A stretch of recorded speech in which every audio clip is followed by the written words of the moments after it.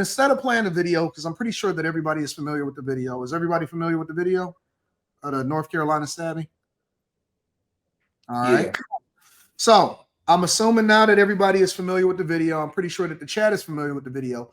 I'm going to play Trump's response to the whole thing. And he finally got it out, I guess, after he watched it or whatever, and people familiarized him with it. And this is basically what Trump had to say about the situation. For far too long, Americans have been forced to put up with Democrat-run cities that set loose savage, bloodthirsty criminals to prey on innocent people, really very, very innocent people. In every place, they control radical left judges, politicians, and activists, and they've adopted a policy of catch and release for thugs and killers. In Charlotte, North Carolina, we saw the results of these policies when a 23-year-old woman who came here from Ukraine met her bloody end on a public train. And here's a picture of it. This is the picture of it. And this is a picture of the woman, a beautiful young girl that never had problems in life, with a magnificent future in this country. And now she's dead. She was slaughtered by a deranged monster who was roaming free after 14 prior arrests. We cannot allow a depraved criminal element of violent repeat offenders to continue spreading destruction and death throughout our country. We have to respond with force and strength. We have to be vicious just like they are. It's the only thing they understand. 24 of the top 25 most dangerous cities in America are run by Democrat mayors. 50 people were murdered in Chicago in recent weeks, with hundreds being shot. And it's time to stop this madness. The people of our country need to insist on protection, safety, law, and order. We have proven that it can be done because we did it right here in D.C., in District of Columbia. The capital of America was a bloodthirsty, horrible, dangerous place, one of the worst. And now it's a crime-free city, and we're going to keep it that way.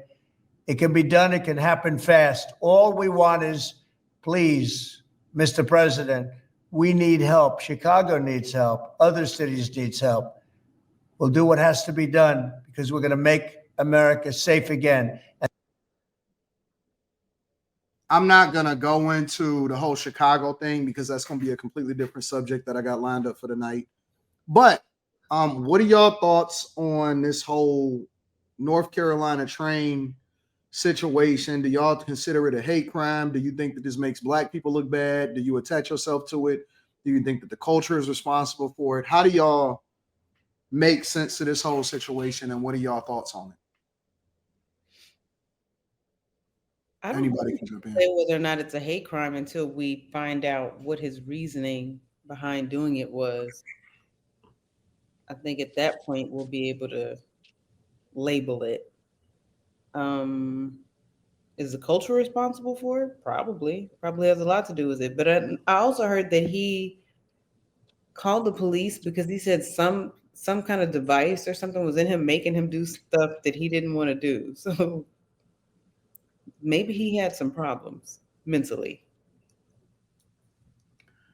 So what do you think should happen? Like, how do you make sense of this whole situation? Well, first of all, if he's already had 14 prior arrests and then he does this, he needs to be he needs to be locked away forever at this point. He's clearly. What do you think about the death penalty? Because I know a lot of people say lock them up and all of this stuff, right? But what do y'all think about these people still existing?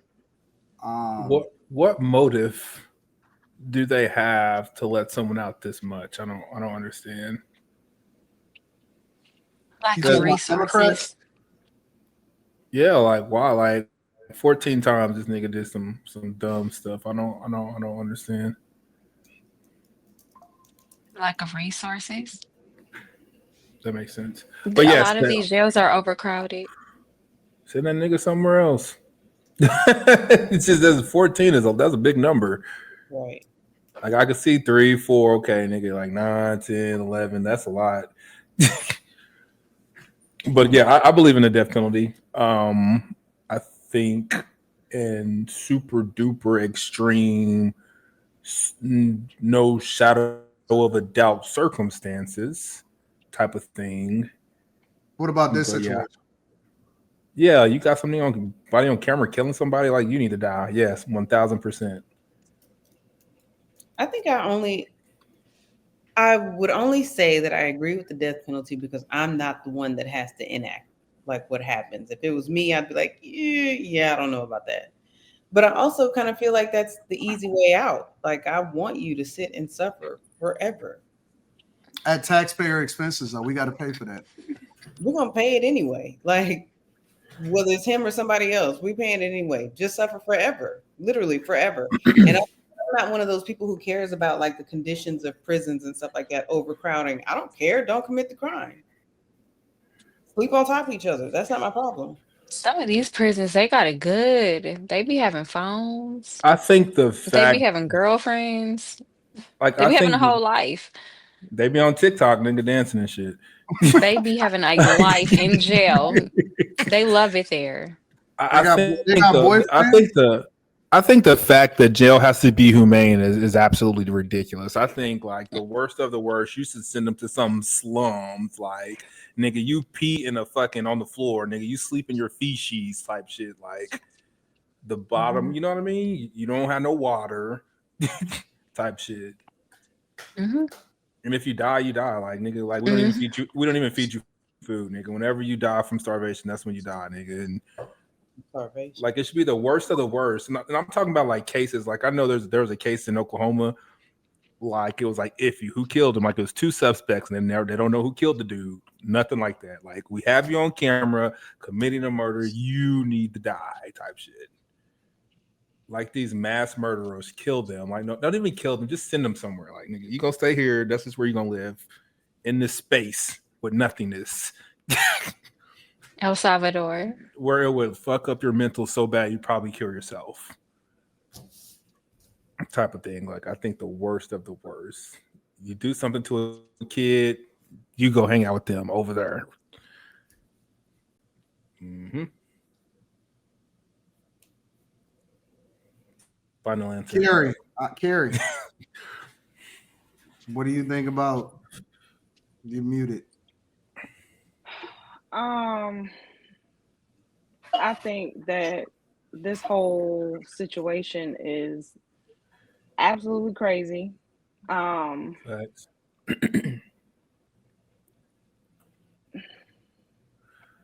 So I'm not really sure who's to blame, right? Because I'm not talking about like the girl versus him. I'm talking about like when I looked up why was he released so much after 14 different arrests when his mom even acknowledged that he's schizophrenic and like was super aggressive. I believe there was some kind of a charge at one point in time against his little sister or something like that.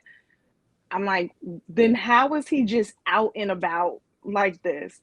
And so here's a couple of things that I saw, right? It says that the standard bail practices in North Carolina. So even though apparently we don't have what's it called, a cashless bond thing, apparently that's not like our rule, but it applied to him a couple of times. So it says magistrates set bond quickly after an arrest, sometimes in minutes, often without a full review of prior charges. Many times defendants with pending cases are still eligible for release unless they're being held on very serious violent felonies. Judges are required to consider a defendant's history, but in practice, low-level violent charges and repeat arrests don't always translate into high bonds or detention. So they said for Brown, he got a couple of unsecured bonds. Those are the cashless bonds. Where the defendant promises to pay if they don't appear. So he got that more than once. Secure but low bonds. Sometimes judges set bail so low that family, friends, or even a bondsman could easily cover it. And then time served or dismissal. In some earlier arrests, charges were reduced or dismissed, or he was released after serving short stints in jail. Then there's the mental health factor. So Brown's schizophrenia and delusions were well known to his family and flagged in court. I don't know what flagged means, just we know he has these issues. But because North Carolina's system for mental health evaluations is so backlogged, he was repeatedly released back to the street while waiting for treatment or evaluation results. Judges often don't want to keep people sitting in jail indefinitely for non-capital charges, so they release them pending mental health review. And then it says Mecklenburg County Jail, Charlotte, which Charlotte is a part of, has faced overcrowding and staffing shortages. Prosecutors and judges often face pressure not to hold non-capital defendants unless absolutely necessary. That meant Brown, despite 14 arrests, usually did not meet the threshold for pretrial detention. So when I hear all of that, it's like, what do you do with these people? Because they're making it seem like you The gulag. can't hold them. Huh? What do you say? Send them to the gulag. That's like, because I get it. It's overcrowded. There's a backlog. Got it. But this guy is still a schizophrenic. But this guy. So what is the solution? It can't just be, well, we're just backed up. So good luck out on the street. I think we care too much. I think we care too much about people, like fucked up people, like fuck your mental health, fuck your evaluation. Like other countries don't care about this. They're like, you're a fucking weirdo. Like, you're not a part of our society because you're fucked up in the head. So go over there. Like, there should be like a place like over there. Like, I don't even know. I don't even know where over there is. But just over out of there. Here. But speaking of what you're saying, so listening to the mayor of Charlotte, I listened to her thinking of the same thing of the guy with the church shooting. So I don't know if you all heard what she said, but it was kind of like, my thoughts and prayers are with the family, but we really need to do something. I'm paraphrasing. We need to really do something about about mental illness. We need more resources, more stuff, because this is the result of not taking care of people who have mental illnesses. And I can find her exact statement so I can read it, or you can read it. You can pull it up, Anton. But I'm like, of all the things that you're able to say at this very moment, that's what you're saying right now, knowing that he's had all these arrests, knowing that there's been all this history, knowing that he's been out here like that. You're not like, let's bring him to justice. Let's, figure out where our holes are with the criminal system. Like, none of that. It's just, hey, this is what happens when we don't take care of these mental ill people. Why do you think that they say I feel like it's like I feel like that's like an American thing. Like, I don't think like in other countries, this mental illness is not a thing. They'll just stone you to death and keep it moving. Perfect bet. I think the problem with American politics is that we don't put certain things into action until the damage has been done. Like, a lot of the times laws won't be passed until something has already happened. And then they need to legislate on the law. We have been too liberal. As a country, we've been too liberal. And if this don't show it, this is like super. You had Joe Biden come and give these people false hope about America being just this great place, and then they come here and they see it's no different really than where they came from. And they come over here thinking that they're gonna have a different type of life, and you getting unalived by somebody on the bus, just like you probably would in your old country. And nothing can really get legislated on until after you've already died. So that's America. I saw this movie, like, it can't happen. It's a movie, and it's super dramatic, but it's called The Thinning.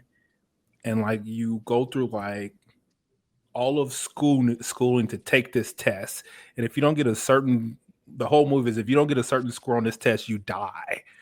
And it shows as all the kids were going there, all freaked out about the test, and at the end it showed that they didn't die. They just sent them somewhere else to make all the shit for the people that passed the test. Like, it was this big warehouse of people who didn't pass the test, and you're banished to that place forever because you're an idiot. And I think these are idiots. Only idiots act like this. Like, super duper smart people don't do this shit. Intelligent people don't do this shit. Don't kill people. And not just generally speaking, I think if you can't pass tests, you probably you need to go somewhere else. Go be over there. It's harsh, but whatever. I would I have mean, passed the we have test. idiots that aren't going to kill anybody. You got to realize you have to be fucked up in the head to kill somebody for absolutely no reason. Absolutely. It was a reason. Yeah. Well, like It was a legit reason. Like everyone has a reason, but like Right. a legit reason. Reason could have been the voice. Like aside from, not even that. That's not a good reason. Like maybe like self-defense is probably the only reason that I could say. Or you're helping someone else, but you're just killing somebody. You just bored on the train. Like you're fucked up in the head. But we knew that. We knew that 14 times before this. Fact. Well, I don't know. What did he do 14 times ago? It doesn't matter. Did he have a marijuana defense? Like well, Something is going on that you continue to commit crimes over and over and over again. Whether it's you know that you're going to get off, you think you're going to get off, or you have something going on mentally, it's all a problem. After the third, fourth, fifth time, you should never be able to walk outside again. depending on the county though, they might not have unless it's something super crazy like murder, they might not have anywhere to hold these people. I think we take advantage of the fact that places have jails, but some places do not have jails like that. They really It don't. says And they don't have the his capacity to hold everybody committing a crime. it says his prior arrests were for offenses such as robbery with a dangerous weapon, breaking and entering, larceny, assault, and misuse of emergency services. yep, get him out of here. That's not enough though. Sometimes they have to be murder depending on where you are. If they don't have the resources, they can only hold the murderers and the worst of the worst. Nope, they So don't even what do if you that. jacking this They don't. old lady? So what if you sitting there robbing them? So what? So They don't even what? do Like it that. don't matter. They let murderers out on bond and let them chill at home until trial During runs its course. COVID, they let everybody out. They do it now. They do it right now. What y'all gonna do? It's a- Y'all gonna keep supporting democratic principles and values and legislation? Which most black people, yes, y'all are. So what do? Most people So are still this voting for this. So this was a statement. So I follow this sheriff. His name is Sheriff Kevin White, and he's so dope. I wish he was over my county. He's out in North Carolina, and he pretty much publicizes everything that they do, all the arrests, all the seizures, and he lets criminals know, like, don't bring that nonsense here because we will catch you, whatever. So he posted something. He said, "This is Josh Steins, North Carolina. People have been asking me to comment on the murder of Irina. I can't pronounce her last name. The truth is, I'm so pissed. I have a hard time finding the words, but I'm going to give it a shot. The painful truth is I'm not surprised that this happened. Y'all know how much I hate politics and politicians, but if you recall, I campaigned like hell against then Attorney General Josh Stein in last year's race for governor. I warned anyone and everyone who would listen to use wisdom and avoid elevating a criminal sympathizer to the highest office in our state. The safety of our people was at stake. The sick and deranged animal that took this young lady's precious life was incarcerated 14 times under the watch of Attorney General Josh Stein, only to once again be returned to the streets of our communities. Our broken judicial system failed Irina. Plain and simple, the most basic role of government is to keep our people safe, and we flat out failed to do it. It is a sad day in North Carolina when a Ukrainian refugee comes to seek safety in our state only to be murdered in cold blood on public transit. It is despicable and disgusting. I'm beyond sick and tired of hearing from criminal sympathizers. This state deserves leadership that will hunt these monsters down, lock them up, and throw away the key. End of story." You can't talk like that though, or you're a racist. You're muted, Anton. Carrie, let me put you on the spot. You ready? Okay. Death penalty, yes or no?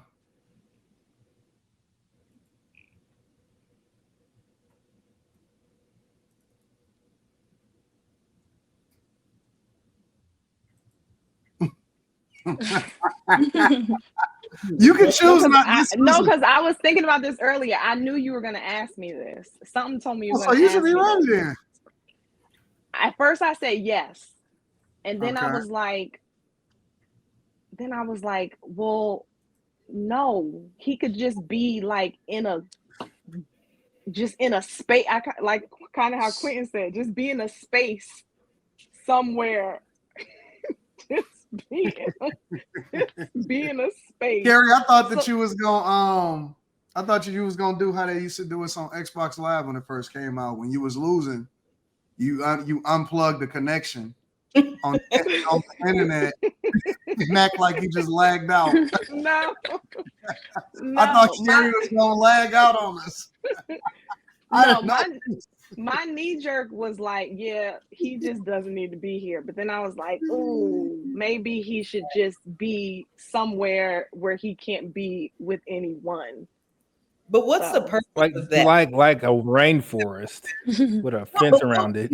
Purpose of putting him anywhere? Like, what contribution are you making to society? It's cheaper. It doesn't matter, cheaper or not. Why are you here? Like, it's what? cheaper. It's expensive to kill someone. I'm not. No, it's not. No. Yeah, it's the death penalty called like life in prison is cheaper than to kill somebody. No, that's not true. Who told you that? Well, I figured it out when my homeboy was on death row and we were trying to figure out if we liked it or not. That was like some of the people's arguments was the money, and it comes to like it costs more money. The time that they spend in jail, the amount of resources during all the appealments and all the stuff, and then it's more expensive to kill somebody than keep. Yeah, because you can be on appeal for the next 14, 15 years. That's why it's more expensive. That's why it's more expensive to kill someone than put them in jail for life. Okay, I understand what you're saying from that lens. That still don't make sense. Even if you on appeal, how old was this guy? 30s, maybe? One moment, let me do it. Let me put it in chat. Even if you on appeal for the next 10, 12 years, let's say you 45. It says 34. Okay, so let's say he 45 when he finally pull the lever on him or whatever, right? He could possibly live for the next 40 years after that. It's dudes that die of old age in jail. Mm-hmm. You can't convince me that it's cheaper to do death row than to get this dude up out of there. Okay, so why the death penalty costs more is what it says. It says longer trials, appeals process, and security costs because they house them in more expensive facilities. It costs more to kill somebody. I don't even care what the cost Extra is. lawyers, expert witnesses, jury steps. It's definitely costs more to kill somebody. Yeah, because they be on death row for like 20, 30 years, I bet. But that's the norm, though. We don't get them up out of here expeditiously. I'm So looking we just at got a broken system. appeals. I don't want to risk you being able to get out and do this again. So I don't care how much it costs. You can't come back. No, he Well, can't. It says right out. here. It says life. It says life without parole. Cost includes housing, food, healthcare for decades. But even with those expenses, studies consistently show it's cheaper overall than pursuing a death sentence. Yo, we got send them over there like a fucking rainforest with a fucking fence that we have at the border for Mexico. Put a fence around so they can't get over that motherfucker, and just close the door. Once you go on the other side of the door, no one knows what happens on the other side of the door. Yeah, like put them out in the wild, like put them out. But they be suing. They be suing. These jailbirds be suing the system when they get abused and stuff. No, this don't matter. Once you go on the other side of the door, no one knows what happens to you. There's no one to talk to. They be suing though. Yes, they do. I'm telling you from. Are you listening to what I'm saying? This is something that does not happen. There's an area, and once you on the other side of that door. Scenario. Yes. Yeah. Once you're on the other side of that door, no one knows what happens to you. Once we close the door, no one knows what happens on the other side of the door. You're gonna have some liberals fighting to be nosy to see what's going on, though. Not just in the so they middle got of the something Amazon. to run on. Nope. You're gonna have a woman sleeping with him who gonna sneak him out. A black lady. Somebody else. My man